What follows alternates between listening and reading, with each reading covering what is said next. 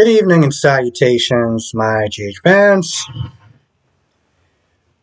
Wow. There is so many different things. I just don't know which one to start first. So, let's start off with the scene where Michael invites Sonny to the wedding. And Nina not being able to go. Hmm. Now, as everyone knows, I don't like Nina. Okay? I don't like the fact that that woman still breathes air. Do not like her at all.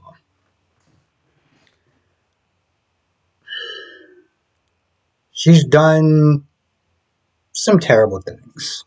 I know. Everyone has done some terrible things. We're not focused on that. Focus on her. Okay? There was something that was just very heartbreaking, and it just felt wrong that Nina is not invited to the wedding. It just felt wrong. And hell, at one point, Sonny was like, he was going to decline his offer to go. And he even asked Michael, am I only invited because of Willow? Like, do you really want me at the wedding? Of course, Michael was like, well, I'm doing what's best for the family. Let's be honest. You're doing this what's best. He probably is on some level, like as far as Avery and Donna and stuff like that, not having a house divided. He did sit there and take what Willow was saying to heart. Let's be honest. He doesn't want him going. He didn't want him going. He's only doing this for everyone else. So that's just what he's going to go by. you know. Um, and Sonny said he'll go, which, okay, it makes sense. But here's the thing, I would have been perfectly okay with him not going because Nina's not going. Now, the scene with with Ava and Carly and Ava, it's not that advocating Carly to, push for Nina to go to the wedding. Carly is like, yo, listen, that's Willow's choice. If Willow wants her into the wedding, then, she can go to the wedding. But if it's Willow's choice, this isn't my choice. I don't sit there and dictate who goes and who doesn't go. So on some level, I was like, Ava, this isn't Carly's choice if she's going to go, if Nina goes to the wedding or not. You need to sit there and just kind of take that down a notch. But I get where Ava's coming from. Carly has a lot of influence. She has a lot of sway. She could sit there and convince Willow to invite Nina to the wedding. But again, I get it from Carly's side as well. Like, I'm not going to sit there and push this girl who has had so much of a contentious history with Nina to, invite her to the wedding if she doesn't want to go, if she doesn't want her to be there. So I'm more surprised because the first time when Willow was sitting there telling Michael to make peace with Sonny, and Michael was like, you need to sit there and take your own advice. But now Willow's sitting there asking Michael to invite Sonny to the wedding, but I'm like, okay, why don't you sit there and invite Nina to the wedding? This whole thing is just so messed up because when you sit there and you look at it, if there's one theme that people could sit there and just take from this whole thing, and here's a couple of them, is that life is too short. Life is way too short. And you talk about forgiveness and kind of patching things up and making things better, whatever. And in a lot of ways, Willow should sit there and take that advice. I'm not sitting there saying they need to sit there and be besties and this, that, and the third. And yes, boundaries need to be set. But I don't see the harm in indulging Nina as far as, hey, you know what, why don't you come to the wedding? You know, it will mean a lot to her for her to come to the wedding. My time on this planet is very limited. Let me do this for her. You know, let me let go of you know, um, that anger. I'm not saying they need to be sitting there going dress shopping or anything like that, but I don't see the badness in an act of kindness. You know, and granted, trust me, from that horrid day when Nina came into that classroom, I am so trying not to curse. Jesus Christ. And when she acted like a human, disgusting piece of pig feces and came at Willow for so-called bullying Charlotte, I couldn't stand that woman. I couldn't stand the fact that she was breathing from that day moving forward. Okay, so trust me, I understand this huge level of hate and nastiness towards Nina, right? But given the fact that life is too short, just do that for her. Just do at least that for her. Because at one point they were somewhat on civil and decent terms. It wasn't all terrible. It wasn't all great, but especially considering you know her relationship with Harmony. She was able to sit there and forgive a woman who literally sent her off to be with Shiloh to do God knows what. They might want to sit there and just calm down a little bit on the Nina front, you know? Um, Esme was just being annoying. I get that she is worried and she is this and she's that and she's frantic and stuff like that, but having Austin there and Austin and Liz that you're trying to reassure her about the colic and stuff like that and go away on his own and she's like, so what are you snitches saying? You snitches saying my baby doesn't need me? When did they actually say that? It was just being extra. Okay, it was just being extra, and I knew that they had to sit there and fluff this episode, with some filler. But Jesus Christ, yeah. Um, Also, just to kind of go back to the Ava and Carly thing, when Carly was sitting there bringing up Morgan, because she was like, "How are you friends with Nina after everything that she did?" After the whole, stealing the baby part, how y'all still besties? I don't get that. And I understand.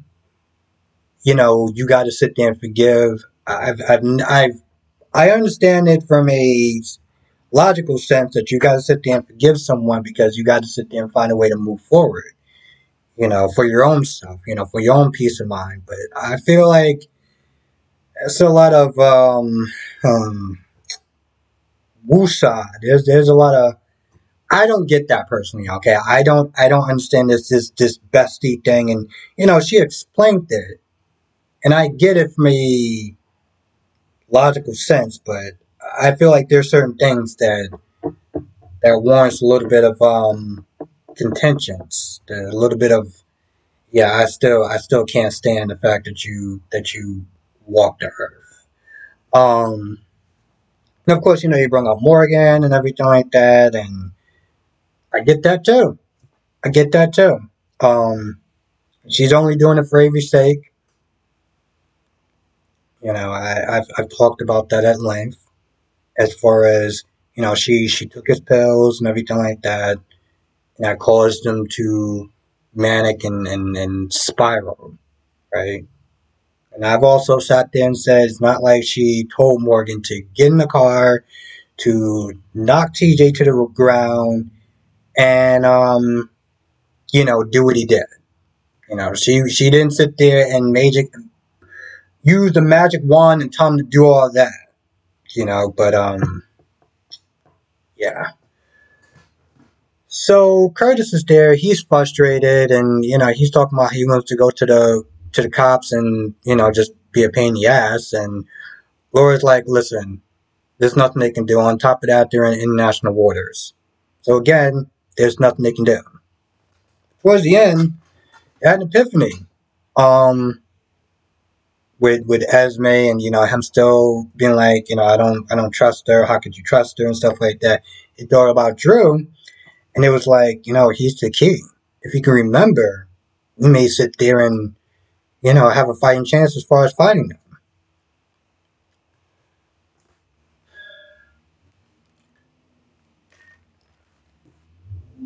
So that's going on. And of course, Curtis is like, how could you trust her? What happens if she gets some memories back? I was like, bro, well, listen, we'll cross that bridge when we get there, okay? Um, the weirdo showed up, known as okay, wild guess, wild guess. Yep, that's right, Amy Driscoll. While Liz and Austin are talking, Amy is acting like a weirdo and is just staring daggers at Austin. So finally, they're like, "Yo, what's going on?" And Amy's like, "Oh, you don't need to sit there and be with Ava anymore. You can't trust Ava. You shouldn't be with Ava. I mean, you shouldn't be with Ava. You're a decent man, and Ava's a bad girl, and this, that, and the third." And Liz is like, that's totally inappropriate. What the hell is wrong with you?" So after she can, continues to gossip like the annoying little troll that she is, Liz is like, "Yeah, why don't you get back to work? Find some work. Find a business that mind a business that pays you. Like, get your ass back to work." And of course, Austin's like, "Oh, well, you'll make a great head nurse." And like, yeah. And next they'll give her a key to the city. So there's that. I mean, it's not like her job shouldn't have been on the line for what she did. Nah, they should just throw her a parade. And no, I did not get over that. So that's going on. You got the ship stuff. And Victor losing his ish, the baby whining and crying. So finally, Victor gives them to Spencer. Now Trina was not there talking to Spencer, and Spencer was like, "Listen, you need to sit there and be careful. You need to not make any unnecessary like risk and stuff."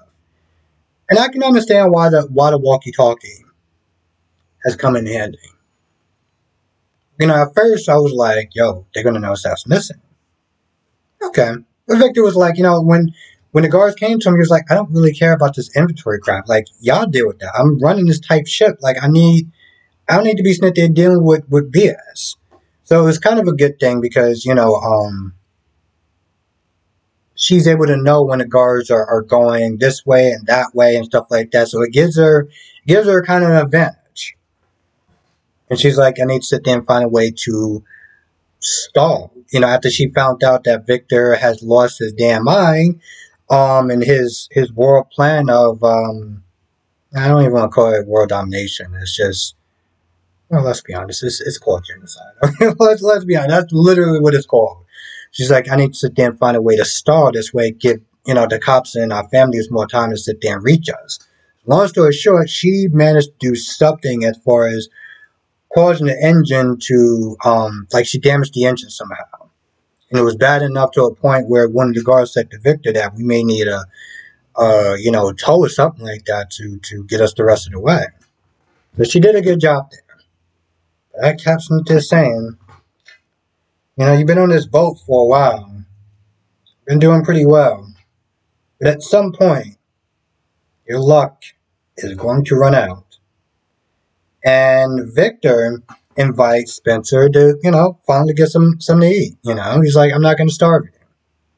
Which, to be honest, I don't think he was ever going to starve him. You're just going to sit there and make sure he missed, a couple of meals here and there. So he invites Victor to the deck, and he has the guard take away the baby. He's like, "Listen,